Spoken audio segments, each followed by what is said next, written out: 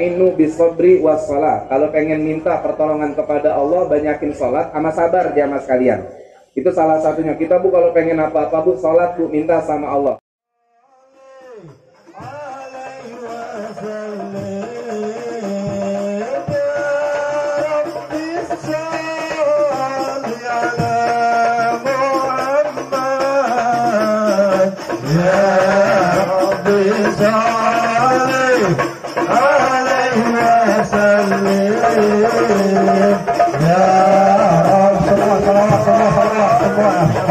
Kita udah salawat bersama. Semua salawat. Ya Rabbi salli alaihi wa sallim. Ya Rabbi salli ala Muhammad. Ya Rabbi salli alaihi wa sallim.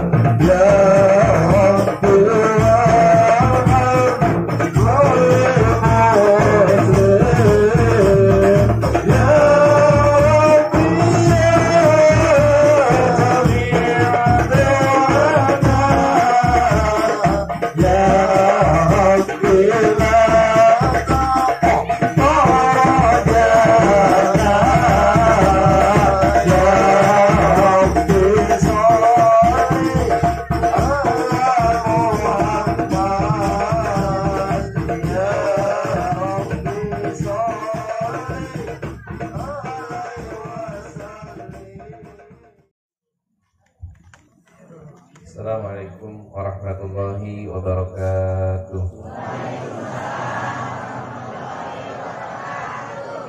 Alhamdulillah. Wassalatu wassalamu ala sayyidina wa nabiyina Muhammadin sayyidil mursalin wa ala alihi wa sahbihi wa man tabi'ahum bi ihsani ila yaumiddin, amma ba'du.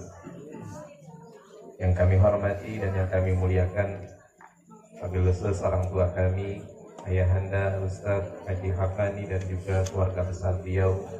Kita doakan beliau dan keluarganya selalu diberikan keberkahan oleh Allah Subhanahu wa taala. Perpanjangin umurnya, berkahi dalam kehidupannya, dan segala penyakit yang beliau rasakan diangkat oleh Allah Subhanahu wa taala. Begitu juga orang tua kami, Ayahanda Haji Hasbi, Ayahanda Haji Abu Tafsir, dan juga segenap para panitia dan pembina majlis, para ibunda, para ayahanda, tim hadroh, jamaah semuanya yang hadir. Mudah-mudahan kalau hadirnya lagi pada sakit, penyakitnya diangkat oleh Allah Subhanahu wa taala. Kalau hadirnya lagi pada sedih banget, mudah-mudahan pulangnya biar pada bahagia. Amin. Kalau hadirnya pada saat ini rezekinya dikit, Allah banyakin. Mudah-mudahan anak-anak keturunannya soleh dan soleha. Mudah-mudahan yang hadir yang belum punya mantu biar pada punya mantu. Mudah-mudahan yang hadir yang belum pada punya jodoh biar pada punya jodoh. Mudah-mudahan yang hadir kalau ada janda sama duda mau nikah lagi biar dapat jodohnya. Amin. Ya. Kalau saya doain yang perawan doang, ntar yang janda sama duda pada ngiri. Mudah-mudahan dengan maulid ini wabah epidemi semuanya diangkat oleh Allah Subhanahu wa taala, dan mudah-mudahan kita bisa mimpi berjumpa dengan Rasulullah, dan juga kita mohon kepada Allah mudah-mudahan apabila Allah wafatin kita dalam keadaan husnul. Amin ya rabbal alamin. Gimana kabarnya semuanya? Alhamdulillah. Sudah pada makan belum? Kalau belum berarti nggak lama-lama ada ceramahnya ya. Ya, alhamdulillah jamaah sekalian, kita bersyukur banget nih kepada Allah Subhanahu Wa Taala. Pada malam ini Allah kumpulkan kita, lisan kita nih buat baca salawat kepada Nabi Muhammad Sallallahu Alaihi Wasallam. Yang saya dari tadi tersenyum, saya udah ngajar 9 tahun, baru tahu di sini ada gangnya. Iya, benar, saya baru tahu. Abang ini kan lagi hari Rabu bilang, Ustadz nanti tahu rumahnya kan ya, ya dekat pasar yang malam Kemis ya di sana. Saya bilang, bukan Ustadz, tuh di musola ada gang. Emang ada gang? Kayaknya kalau saya lagi lewat kagak pernah ngeliat gang di situ. Ada bener gangnya di sini. Masya Allah. Kenapa? Gang Kueni. Emang ada pohon kueninya? Oh ada. Kueni itu kan harum banget baunya. Iya, kalau dirujak tuh atau dibikin es enak banget tuh dia pakai sirup. Ada yang punya? Bagi dong Bu. Kueninya. Enak dia kalau ditaruh di kamar, baunya masya Allah banget tuh. Ya, insya Allah malam Rabu ditunggu ya. Ya, alhamdulillah nih kita kumpul pada saat ini, kita duduk bersama dengan penuh keindahan. Salawat kita kepada Nabi Muhammad Sallallahu Alaihi Wasallam. Kita nih Bu, kalau hadir, kalau pengen tahu nih acara Allah ridho, kita hadir, kita gembira.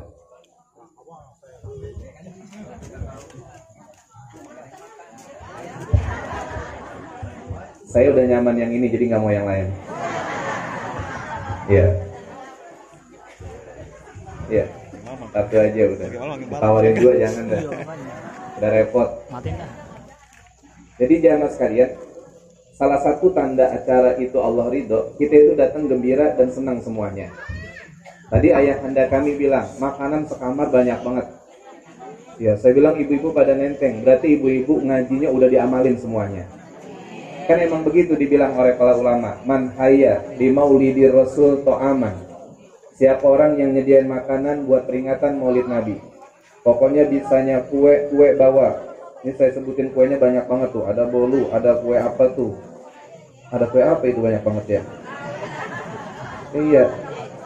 Itu namanya kue apa yang begini nih? Kue abu. Iya. Ada yang macam-macam dah pokoknya gitu. Ada kue pepe. Itu ada. Terus apa lagi? Wajama ikhwanan. Kita kumpulkan nih saudara-saudara kita di sini buat ngadain maulid. Tadi panitia bilang pengen ngadain sederhana. Niat kita mah sederhana, tapi kalau udah Nabi yang ngundang mau bilang apa lagi? Kan urusan acara mah urusan hati jamaah sekalian. Biarpun acara kita pengen gede, kalau hati kita nggak enak mah nggak bakal datang. Artinya apa? Ini kita undang, yang ngundang memang secara zahirnya panitia, tapi sebenarnya kita menuhin undangannya Nabi Muhammad SAW. Terus apa lagi? Wal qoda sirojan, ngidupin lampu. Nih saya yakin lapangan kalau nggak ada maulid kagak bakal terang kayak gini. Saya mah terus terang, ayahanda Ustaz Hafani, saya lagi tadi baca maulid, saya lagi ceramah di Kedoya, pas mic-nya saya lepas, hujannya gede. Yang saya pikirin bukan saya basah, ini orang kampung rawa maulid gimana basah kata mereka. Itu saya pikirin, alhamdulillah ada tendanya. Iya, alhamdulillah ada tendanya. Kan bilangnya panitia, Ustadz maulidnya di lapangan. Kan kita bingung juga mikirin, takutnya hujan. Ternyata lapangannya ada tendanya. Nih ngidupin lampu. Kalau nggak ada maulid, ada nggak model-model kayak gini nih? Lampu kagak ada, gelap. Kita lewat juga tengah malam kita takut. Ya, terus apa lagi jamaah sekalian? Dikatakan wala bisa jadidan, atau misalnya walubsu jadid, pakai pakaian yang baru. Tadi kata Ustaz Hafani bajunya baru, cuman masih pada ngutang. Iya. Kayak baru. Hah? Baru semua. Oh panitia juga baru semuanya. Oh Masya Allah. Saya juga tahadus bini mah, ini beli baru. Jahit 3 hari yang lalu, beri di Cepadu jam 3 sore.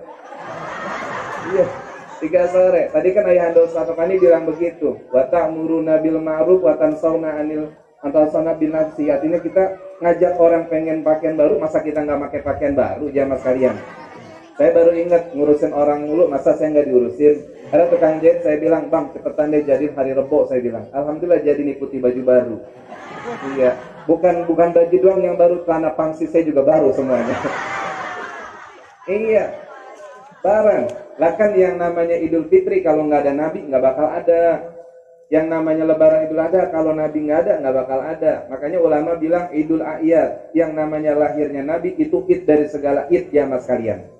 Terus apa lagi selain pakai baju baru? Bapak-bapak yang hadir pakai baju baru nggak? Jadi ini Majlis Al-Hafani itu bajunya baju baru semua tuh. Alhamdulillah, Insya Allah. Padre juga baru baju hijau, baru, wah, Insya Allah. Ya terus apa lagi? Wata'aturan, pakai minyak wangi. Pada pakai minyak wangi nggak ibu? Pakai, alhamdulillah, pakai minyak wangi. Kalau Imam Syafi'i bilang mantobarihu zada akluhu, orang yang pakai minyak wangi itu harumnya tambah. Bahkan dibilang kalau rumah kita mau banyak duit, rumah kita mau banyak rezeki, itu biar wangi ibu rumah kita. Makanya kalau rumah kita nggak wangi, itu wajar kalau rezeki kita seret-seret banget, biar wangi rumahnya. Terus apa lagi? Watajamulan, dandan. Saya tanya, malam ini pada mau maulid pada dandan nggak? Saya ngeliatin panitia mukanya rapi-rapi. Ya kumisnya rapi, rambutnya rapi, semuanya cakep-cakep gitu dilihatnya. Ya Masya Allah banget ya mas kan. Dandan. Ngapain sih kita ngelakuin ini? Ngumpulin makanan, ibu udah pada repot nih masak makanan. Kalau dibilang punya duit mah kita bukan orang yang punya banyak duit. Kalau dibilang kita punya banyak harta, kita bukan orang yang punya banyak harta. Ini kita kumpulin semua dalam rangka apa? Kata ulama ta'jiman, karena kita memuliakan kelahiran Nabi. Nanti kata para ulama yahsuru yaumal qiyamah, dia akan dibangkitin di hari kiamat ma'afir qatil ula minan nabiyyin, bersama golongan pertama dari para nabi-nabinya Allah Subhanahu wa taala. Masya Allah, ini nanti mudah-mudahan kita kumpul sama nabi-nabinya Allah Subhanahu wa taala. Amin ya rabbal alamin. Maulid itu sungguh indah. Kenapa? Karena yang kita bacakan pun adalah manusia yang terindah. Ya, kalau saya tanya yang hadir pada malam ini jamaah sekalian, pengen nggak kita mimpi berjumpa dengan Rasulullah? Pengen banget nih. Usia kita ada yang macam-macam, ada yang udah 20, ada yang 30, ada yang 40, 50. Kalau kita tanya, kita apa nggak kangen ngeliat wajahnya Nabi? Kalau kita nih ibu makan nih, makan apapun yang udah ibu senengin, ibu udah makan. Tadi ayah anda Ustaz Afani bilang, Ustaz mohon maaf, makanan sebanyak kayak gini duren mah kagak ada katanya. Iya, saya kebenaran bu, saya juga kemarin ngadain maulid, saya nyari duren kagak ketemu, sakingnya ada tuh duren mentah lagi. Ya nggak jadi deh saya beli akhirnya tuh duren. Nah kemudian jamaah sekalian, ya nih kita nih jamaah sekalian indah banget. Ya kalau dibilang pengen nggak kita mimpi ketemu Nabi, pengen banget. Kita udah banyak lihat pemandangan. Ibu ke puncak, ada yang suka laut lihat pemandangan. Sekarang yang belum kita lihat adalah keindahan wajahnya Nabi Muhammad Sallallahu Alaihi Wasallam. Makanya mudah-mudahan yang pada hadir maulid terpulang tidur biar bisa mandang wajahnya Rasulullah. Kalau dulu Sayyidatina Siti Aisyah radhiyallahu anha itu beliau lagi jahit bu. Lagi jahit di kamarnya. Ini ada dalam kitab namanya Kitab Syarafatul Mustafa, kitab memuliakan Nabi Muhammad SAW. Lagi jahit. Ketika lagi jahit jarumnya jatuh. Ya jarumnya jatuh. Ibu pada bisa jahit nggak? Bisa benar jahit? Bisa masukin benang ke jarum?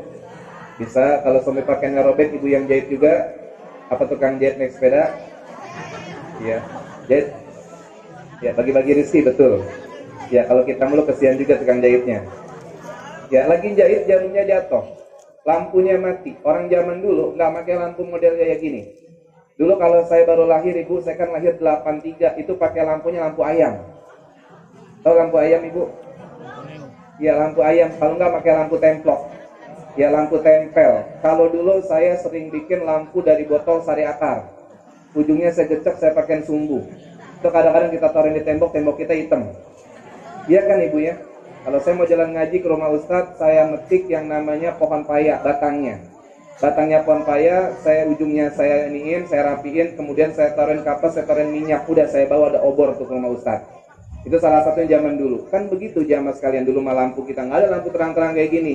Jadi sebelum lampu ini ada lampu genit namanya, lampu neon. Kalau waktu dipegang kagak hidup dia. Ya, ada tuh jamaah sekalian. Mati lampunya, jarumnya jatuh. Beliau nyari-nyari itu di lantainya, artinya di apa namanya? Kalau bahasa Betawi mah dulu kan belum ada lantai, namanya jojogan. Ya, jojogan paham Ibu? Enggak paham jojogan? Sebelum ubin ada plesteran. Sebelum plesteran ada tanah. Tanah itu namanya jojogan kalau bahasa Meruya mah.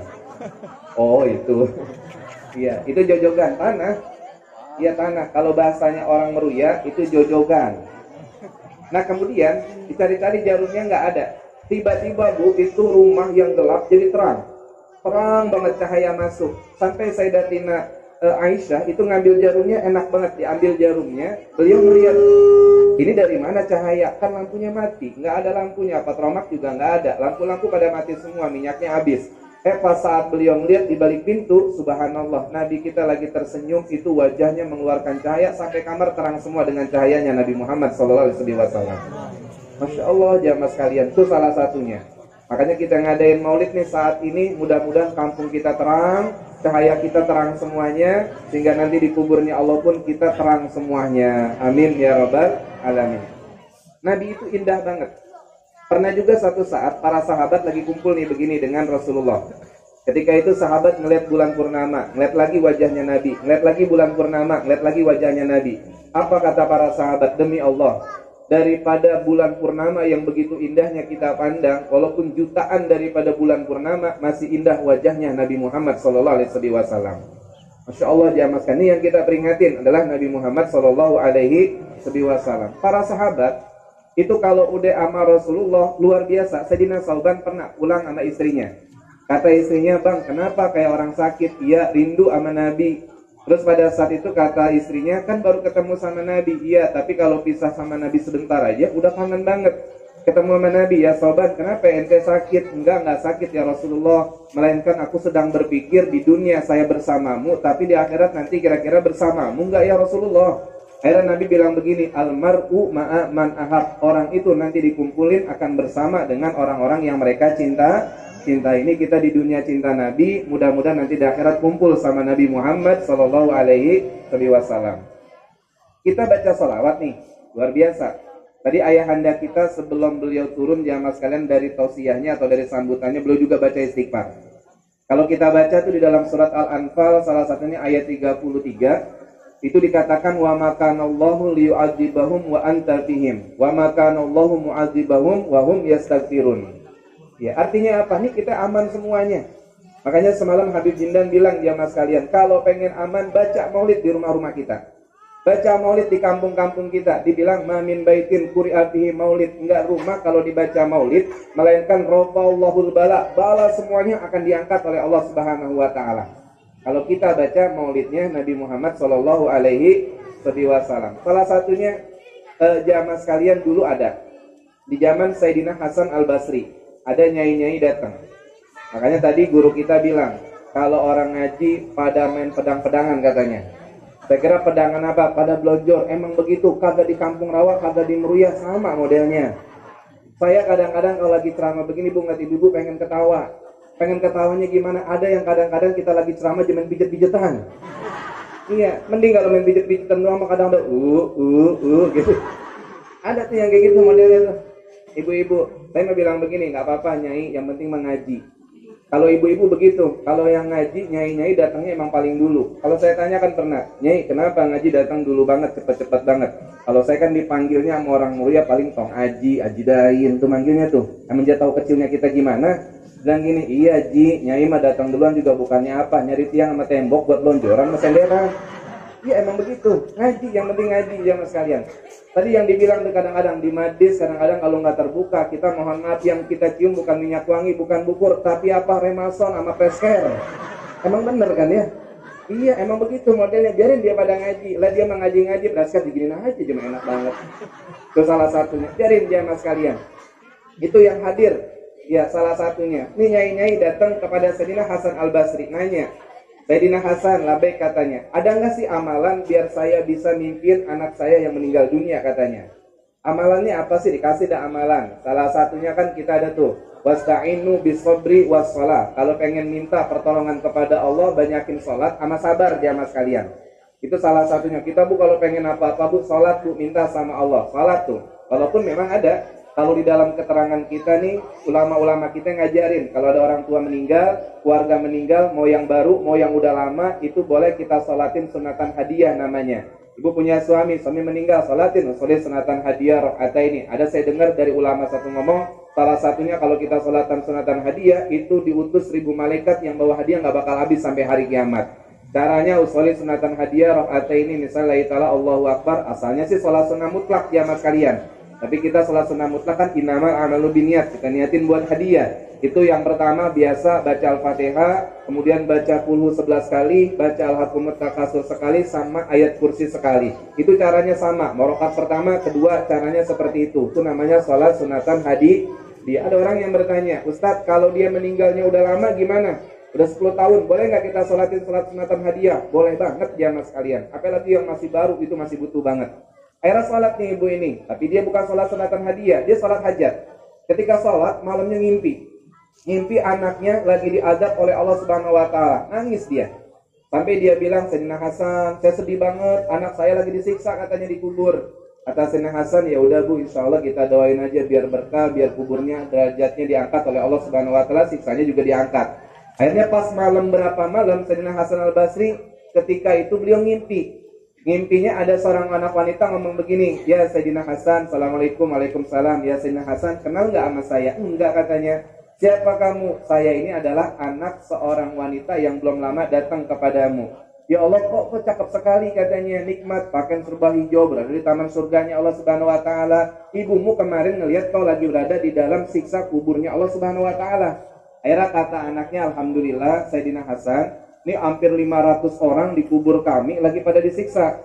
Tapi tiba-tiba ada anak muda di kampung kami itu baca salawat. Atau di kampung kami ada orang lagi baca maulid. Itu baru dibaca ya Rabbi salli ala Muhammad, ya Rabbi salli alaihi wasallim. Itu yang 500 kuburan yang lagi pada diajak, semuanya Allah jadikan kuburnya taman-taman surganya Allah Subhanahu Wa Ta'ala. Itu salah satunya. Saya pernah dengar juga, belajar waktu itu di Hadramaut, ada seorang guru namanya Al-Habib Muhammad Al-Hadar. Dia punya orang tua udah meninggal, wali Allah juga. Datang muridnya, Habib semalam saya ngimpi Bapak. Habib katanya, emang kenapa? Kata Bapak, semenjak ada majlis maulid di kampung kita, itu orang-orang yang dikubur yang pada meninggal dunia pada girang-girang banget. Kuburnya semuanya diberikan hadiah, dijadikan taman-taman surganya Allah Subhanahu Wa Ta'ala. Berkah apa Bu? Berkah yang baca sholawat kepada Nabi Muhammad Sallallahu Alaihi Wasallam. Sayyidina Sufyan As-Tsauri pernah lagi tawaf.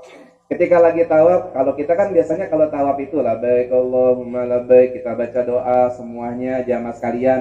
Nah ketika itu ada seorang, dia baca salawat terus lagi tawaf. Allahumma sholli ala sayyidina Muhammad wa ala ali sayyidina Muhammad, Allahumma sholli ala sayyidina Muhammad wa ala ali sayyidina Muhammad. Sayyidina Sufyan As-Tsauri nanya, Bang, kenapa kok ketika tawaf yang dibaca salawat kepada Nabi? Kata si laki tersebut, si anak muda itu, iya, emang ente siapa nanya-nanya? Ini nggak kenal. Kalau yang nanya Sayyidina Sufyan As-Tsauri. Beliau bilang, saya Sufyan As-Tsauri. Oh Masya Allah, engkau seorang tabi'in, katanya khairut tabi'in. Saya kasih tahu deh katanya. Katanya anak muda, saya punya orang tua meninggal, itu perutnya tiba-tiba gede. Kemudian mukanya juga tiba-tiba hitam. Saya takut, saya tutupin karena saya udah lelah, saya tidur. Ketika saya tidur, saya melihat ada anak muda datang, ganteng banget. Ada anak muda datang, cahayanya indah banget. Pas begitu saya lihat, ente siapa? Tangannya megang perut orang tua saya yang tadinya kembung jadi lebih indah dari sebelumnya. Mukanya yang hitam lebih rapi, bahkan lebih bersih dari sebelumnya. Beliau tersenyum. Apa kata beliau ibu? Beliau bilang, saya adalah Nabi Muhammad Sallallahu Alaihi Wasallam. Akhirnya apa pada saat itu beliau nanya, kenapa ya Nabi kok bisa datang sama orang tua saya? Akhirnya kata Nabi, nih ente punya orang tua sekalipun dosanya banyak, tapi nggak pernah lepas baca salawat kepada Nabi Muhammad Sallallahu Alaihi Wasallam. Makanya pulang dari sini biar pada rajin baca salawat kepada Nabi. Nah sekarang kita begini, kalau saya tanya lagi, cinta nggak sama Nabi? Cinta. Innal muhibba muti'u. Orang kalau cinta, naatin apa yang dicintai. Tadi kata guru kita, fattabi'uni, ikutin aku. Sekarang bagaimana ngikutin Rasulullah? Allah memerintahkan kita sholat. Nabi bilang, sholu kama ra'aitumuni Usolli ini Bu, musibah orang sekarang yang kebanyakan adalah meremehkan sholat. Banyak banget kalau ulama mah bilang begini, satu kampung kita nih Bu, kalau nggak sholat 70 rumah samping kiri depan belakang pada kena semuanya. Musibahnya tuh kalau satu orang nggak sholat, kalau di RT satu RT kira-kira yang nggak sholat berapa orang? Banyak nggak kira-kira tuh? Banyak banget. Makanya kalau dalam kita perhiasan bagus Ibu, itu kalau kita ngaji kita perhiasan bagus nih Bapak, itu kalau orang nggak sholat, ya Allah banyak banget doanya nggak dikabulin, nggak termasuk doanya orang-orang yang soleh. Terus apalagi dia amal-amal baiknya nggak diterima, wajahnya nih mukanya, keindahannya diangkat oleh Allah, hidupnya nggak bakal berkah. Kalau dia di akhir hayatnya ketika sakaratul maut hausnya luar biasa, kalau diminumin air laut Bu nggak bakal bisa menghilangkan dahaganya. Terus apalagi dia merasakan lapar yang luar biasa. Terus apalagi yang paling hinanya adalah dia matinya dalam keadaan su'ul khotimah jamaah sekalian.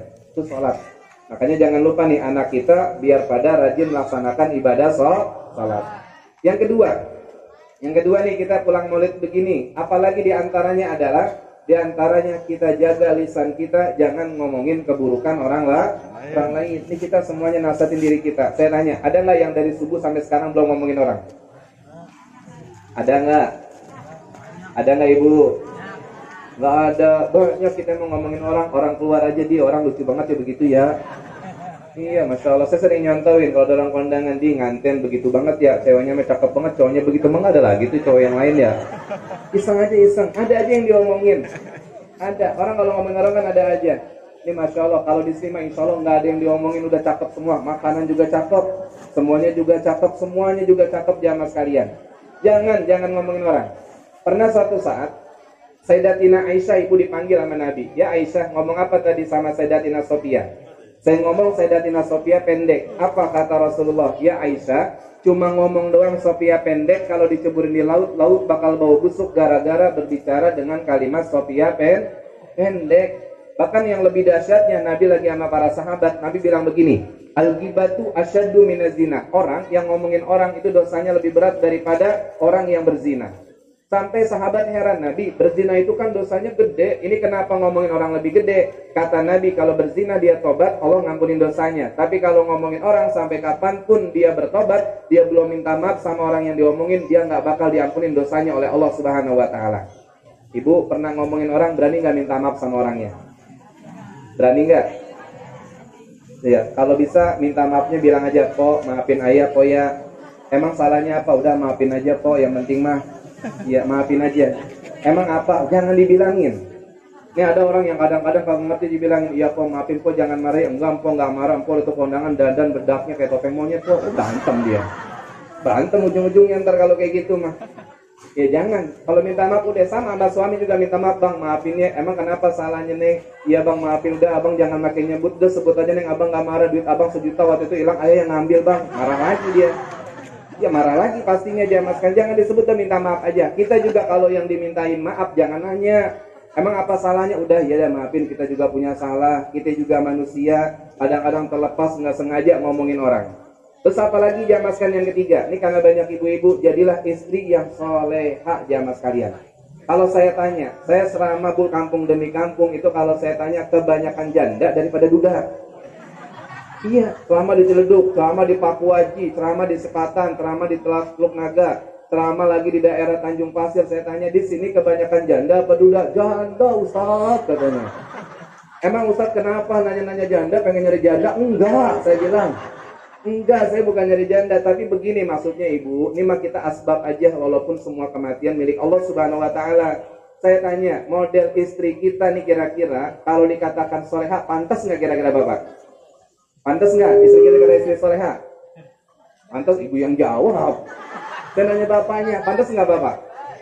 Pantas tuh katanya. Tapi kita nanya dulu, istri yang soleha tandanya 2. Kalau dipandang sama suami enak. Iya. Dibilang pantas langsung ya. Gila. Saya tanya, Bapak mandang istri selama ini enak apa kagak enak? Oh, Ibu yang ngomong.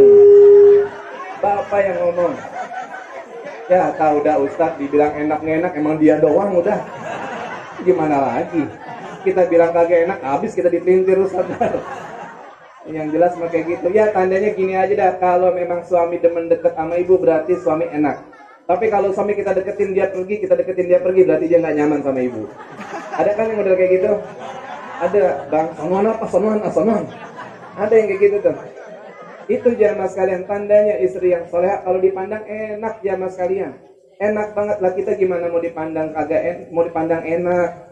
Kadang-kadang sama suami kita nggak tahu kesukaannya apa. Pernah nggak ibu lagi mau tidur sama suami ngomong begini, bang, ayah mau tidur sama abang. Iya, emang tidur sama abang. Emang kenapa? Abang maunya ayah pakai baju model gimana? Pernah nggak kayak gitu? Pernah nggak nanya? Beda pernah. Iya, neng, abang demen banget ada pakai baju yang berterawang-terawang, neng. Yang misalnya saya tanya, suami kalau saya pikir bu, saya tanya pengen dijawab, pengen banget dia kayak gitu, cuman mau ngomong salah, kalau ngomong salah.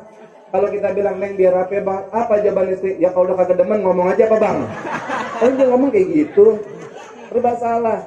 Kita ngomong salah, kita kagak ngomong, kita ngedumel. Itu salah satunya. Terus apalagi sekarang, kalau istri jamaah sekalian, dikatakan cara solehanya susah, kenapa istri sekarang begitu? Tadi lagi di majlis pakai face care, di tidur pun pakai face care. Banyak banget. Saya ada yang bertanya, Ustadz gimana sih hukumnya kalau istri tidur kagak pernah pakai minyak wangi, yang saya cium autan, balsam, face care, GPU. Ini emang benar dia semuanya. Emang dia semuanya. Kayak gitu jamaah kan tega banget. Kalau suami ibu pulang pengen nyium ibu, tiba-tiba di sini face care, gimana? Pedes bu. Ya pedes banget salah satunya. Terus apalagi tadi? Salah satunya jamaah sekalian, istri yang solehah kalau ditaatin perintah suami, kalau disuruh suami dia taatin perintah suaminya. Ini yang kaitannya tadi, kenapa banyakkan janda daripada duda? Gara-gara istri nggak naatin perintah suaminya. Contohnya gini, banyak di kampung saya bu, orang-orang itu laki-laki meninggalnya subuh-subuh, banyak banget. Meninggalnya subuh-subuh, kenapa? Ternyata kalau malam dia minta krokin sama istrinya kagak dikrokin. Iya, ada nggak kalau suami pulang nih malam-malam, neng, badan abang kayaknya nggak enak, krokin apa neng? Udah bang, besok aja bang, capek, ngantuk, nggak tahunya subuh-subuh suami dibangunin, mati jamaah sekalian, mati, kasihan. Emang iya, emang kurang perhatian. Udah kita diseksa sama duit, diseksa juga sama semuanya. Itu banyak banget jamaah sekalian yang kayak gitu modelnya. Coba dah kalau saya contohin, bapak pulang malam-malam, istri lagi mau rebahan atau lagi nonton TV, kita ngomong begini, neng, kayak ini lagi hujan-hujan enak banget neng makan Indomie, kira-kira jawaban ibu gimana? Bikin diri. No bang, di depan kan ada tukang Indomie, beli aja sono gitu. No depan masjid ada no tukang inian. Kebanyakan kayak gitu. Ada nggak istri kita, neng abang mau ngopi labek, abang mau ngopinya yang manis apa yang pahit? Enak banget kalau yang kayak gitu mah. Abang sakit ya sini, neng pijetin, abang neng krokin, ya Allah enak banget. Ini mah kadang-kadang ya Allah, makanya wajar kalau banyakkan janda sama duda. Karena laki-lakinya kagak pada diurusin sama istrinya. Bener nggak ibu? Ya ada sih yang bener mah ada, cuman kebanyakan nih kagak benernya.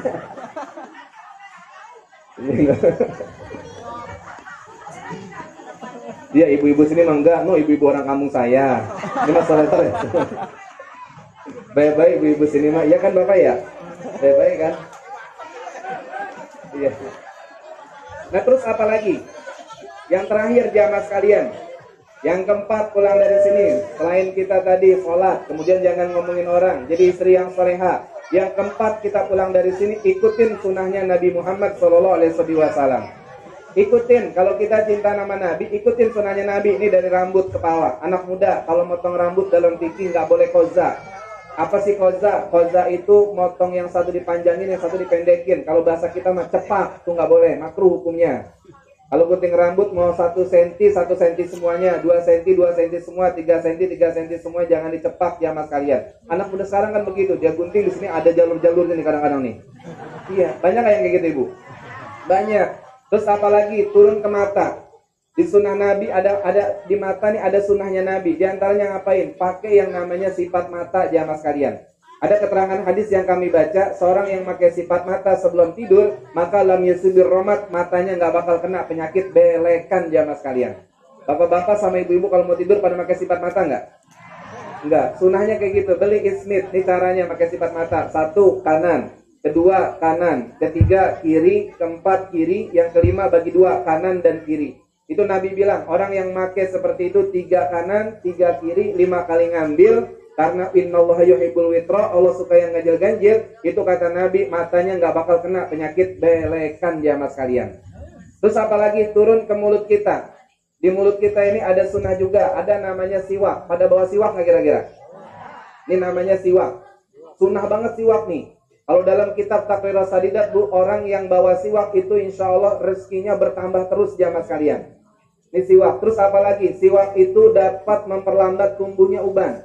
Ini kalau kita nggak mau ubanan cepet, biar pada siwakan. Yang udah ubanan ya udah. Mau gimana lagi? Iya mau gimana lagi? Yang udah ubanan ya udah. Ya terus apa lagi? Siwak ini manfaatnya menghilangkan penyakit kepala kita. Jadi kalau kepala sakit kita nih nggak hilang-hilang, atau migran, atau kepala nih pusing banget, minum obat apa aja nggak hilang-hilang, siwakan jamaah sekalian.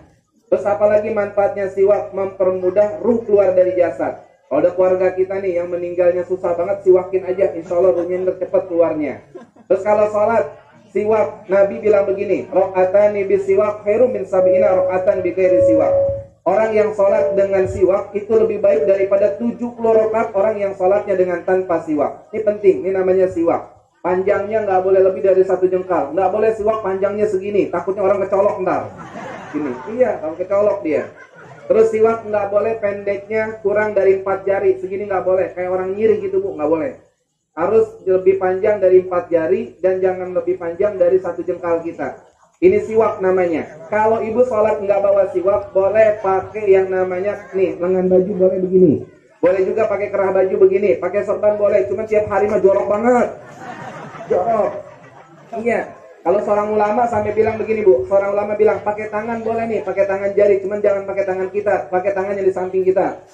Kalau saya sholat sama Ustaz Afani, Ustaz boleh nggak minjem telunjuknya? Dikasih nggak tahu udah. Iya, itu siwak ya mas kalian. Terus apalagi di mulut kita ini ada makan, ada adat minum ya mas kalian. Adatnya minum, masya Allah banget. Kadang-kadang kita sunnah yang kayak gitu kurang perhatian. Dulu saya pernah dengar dari Syekh Mutawali Asy'arawi, kalau minum dengan cara yang saya minum, kata beliau, itu selama airnya ada di tenggorokan kita, maka kita akan dilindungi daripada perbuatan-perbuatan yang nggak baik ya mas kalian. Bagaimana cara minumnya? Kalau kita minum diri, kadang ada kan orang kalau kondangan mau duduk susah, minumnya diri. Kalau minum diri ibu, tetap ibu jangan napas di gelas, minumnya 3 kali, 1, 2, 3. Tapi yang jadi halnya apa? Ibu punya kaki ibu sebelah kanan, itu jari jempolnya, jempol ibu goyang-goyangin. Ya, jempol goyang gini, jempol tuh. Ya, sebelah kanan aja goyangin gitu, jangan goyang semuanya, repot ntar. Ya, jempolnya kalau minum berdiri, kenapa? Karena kalau minum berdiri, itu kalau kita jempol sebelah kanan kita nggak digoyangin, ntar airnya langsung aja. Makanya kita mudah penyakit yang disebut dengan penyakit gagal ginjal ya mas kalian. Digoyangin. Kalau duduk bagaimana? Kalau Syekh Mutawali Asy'arawi, cara minum duduknya begini. Saya sambil nyontoin, sambil minum dikit ya. Bukan aus, nyontoin. Ini cara minumnya ibu. Bismillahirrahmanirrahim. Alhamdulillah. Bismillahirrahmanirrahim. Alhamdulillah. Bismillahirrahmanirrahim. Alhamdulillah. 3 kali bismillah, 3 kali alhamdulillah. Kata beliau apa? Ini hadis musalsal sampai kepada Rasulullah. Kalau orang minumnya kayak tadi, maka selama airnya ada di tenggorokannya, dirinya akan dijauhkan daripada akhlak-akhlak yang gak baik ya mas kalian. Pernah nggak minumnya kayak gitu? Enggak, satu kita glogok aja langsung kita mah. Minum jamaah sekalian dari sunnahnya Nabi Muhammad Shallallahu Alaihi Wasallam. Makannya Nabi pakai tangan 3 jari. Kalau makan jamaah sekalian harus kita seperti itu, pakai jari berkah. Terus turun kemana lagi? Ke tangan. Sunnah Nabi ada di tangan. Kalau gunting kuku, ibu-ibu yang ngaji udah pada diajarin semuanya mama bapak. Gunting kuku itu sunnahnya dimulai dari telunjuk sebelah kanan. Gunting kuku telunjuk sebelah kanan. Jari tengah, jari manis, kelingking sebelah kiri, sebelah kanan. Kemudian jempol sebelah kanan, kemudian kelingking sebelah kiri, jari manis, jari tengah, telunjuk, kemudian ditutup dengan jempol sebelah kiri. Itu caranya. Ada lagi cara yang kedua. Cara yang kedua, telunjuk, jari tengah, jari manis, kelingking. Terus langsung kelingking sebelah kiri, jari manis, jari tengah, telunjuk, jempol sebelah kiri, ditutup dengan jempol sebelah kanan. Selama ini kalau gunting kuku kayak gitu nggak modelnya? Enggak, yang panjang dia kita gunting duluan. gunting, ikutin sunnahnya Nabi.